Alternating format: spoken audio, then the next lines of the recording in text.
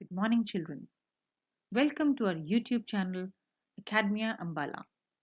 I'm Mrs.Preetinder Shaheed. Today, we will do a poem from the book Honeydew for Class 8th. The title of the poem is The Ant and the Cricket. The Ant and the Cricket is a fable in poetic form. Now, what is a fable? A fable is a story, often with animals as characters, that conveys a moral. This is a poem about a silly young cricket and an ant.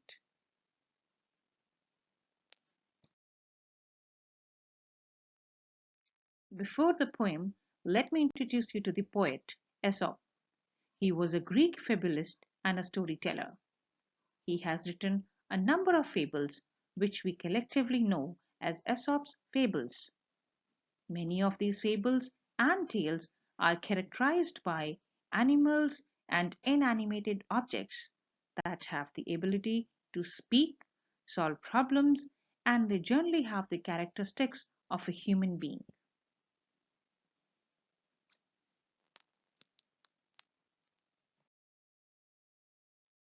Objective of the poem is to make students recite the poem, to comprehend the gist of the poem, to make the students enjoy the rhythm of the poem with its rhyming scheme.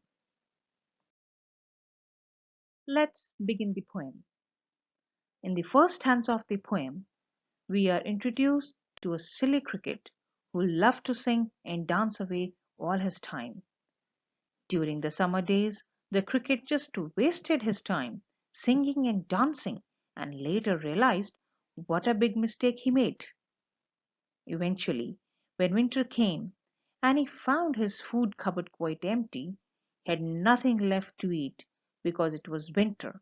He could not find any food in the snow-covered ground. The trees bore no leaves or flowers, as they lay dead and dried beneath the layers of snow. The cricket was sad and really scared.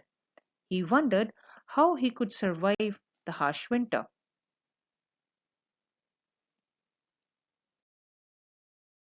Coming to stanza 2, which reflects the gloomy and miserable condition of the cricket. He is overpowered by starvation and the lack of food has taken a toll on him. He is dripping wet due to the rains and wobbling throughout the cold weather.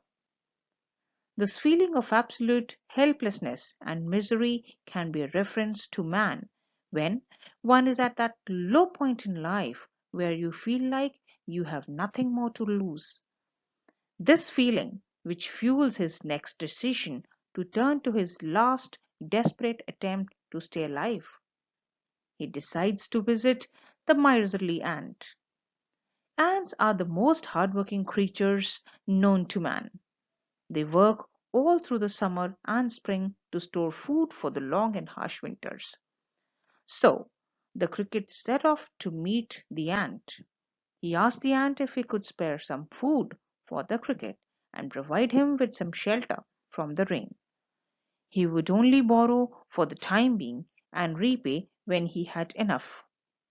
Although if there was no food available during winters and summer, and spring was spent dancing and singing, one truly does start. You wonder whether or not he really would return the food had the ant lent it to him.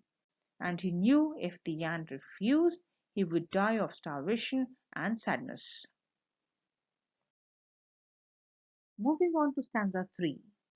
When the cricket arrived at the ant's house, the ant told him that there's no doubt that he was the cricket's friend and would love to help him. But just like many of us today, he was bound by the culture of the ants that clearly state that they don't lend or borrow. The ant asked the cricket why he did not save enough for the winter during that time of the year when there was no winter. The cricket replied that he was too busy singing throughout the days and nights. The nature seemed so appealing to him that he could not stop himself. Finally, the ant told the cricket that since he spent the happy times singing and dancing, he must try that in the rough times too, maybe his happiness will help him survive through the harsh winter times, or maybe he will indeed die a happy cricket. Coming to the fourth stanza and the last stanza, we see that the ant turned the cricket out from the door. The ant did this because the cricket spent all of his time during spring and summer singing and dancing, instead of saving food and finding shelter for winter. The poet also tells that although the story, like all literary works, can be applied to real life of anyone today and even years from now, in the last line, the poet compares the crickets to human beings. He says that just like that cricket who only enjoy during summer, some human beings don't work or plan during happy times. To summarize the poem, there was a young cricket who used to sing day and night during the summer and the spring. He did not save any food for winter.